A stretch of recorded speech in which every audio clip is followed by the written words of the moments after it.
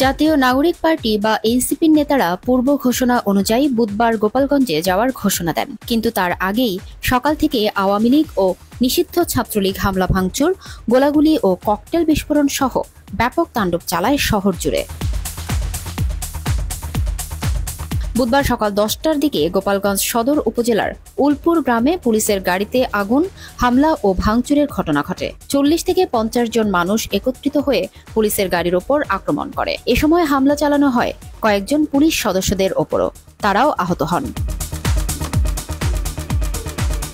পুলিশের গাড়িতে হামলার কিছু পরেই গোপালগঞ্জ সদর উপজেলা নির্বাহী কর্মকর্তার গাড়িবহরে হামলা করা হয়। উপজেলার বৌলতলী ইউনিয়নের কংসুর বাস স্ট্যান্ডে এই ঘটনা ঘটে। উপজেলা নির্বাহী কর্মকর্তা এম রকিবুল হাসান বিষয়টি নিশ্চিত করেছেন। তারপর থেকে বিচ্ছিন্ন সব ঘটনা ঘটতে থাকে গোপালগঞ্জ সদর উপজেলার আশপাশে। এ সময় দুপুরের আগ পর্যন্ত ঢাল তলোয়ার নিয়ে মিছিল করে আওয়ামী লীগ ও নিষিদ্ধ ছাত্রলীগের নেতাকর্মীরা, পাশাপাশি গাছ কেটে রাস্তায় ফেলে রাস্তা অবরোধ করে তারা।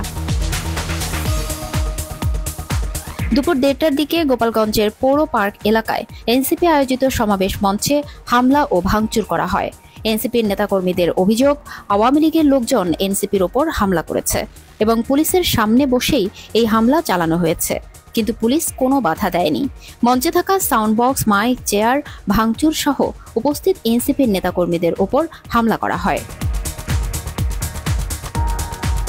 এই হামলার পরপরই দুপুর 2টার দিকে এনসিপির কেন্দ্রীয় নেতারা মঞ্চে পৌঁছান। সমাবেশ শেষে ফিরে যাওয়ার সময় হামলার মুখে পড়ে তাদের গাড়িবহর।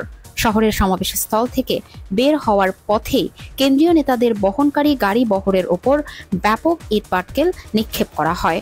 ওই সময় পরিস্থিতি নিয়ন্ত্রণে আনতে ফাঁকা গুলি ও টিয়ার গ্যাস নিক্ষেপ করে পুলিশ। এক পর্যায়ে এনসিপি নেতাদের গাড়ি বহর ঘুরিয়ে পুলিশ সুপারের কার্যালয়ে নিয়ে যাওয়া হয়। গাড়ি থেকে নামিয়ে এনসিপি নেতাদের পুলিশ সুপারের দপ্তরে নিয়ে যাওয়া হয়েছে। এরপর সেনাবাহিনীর সহায়তায় তারা নিরাপদে চলে যান।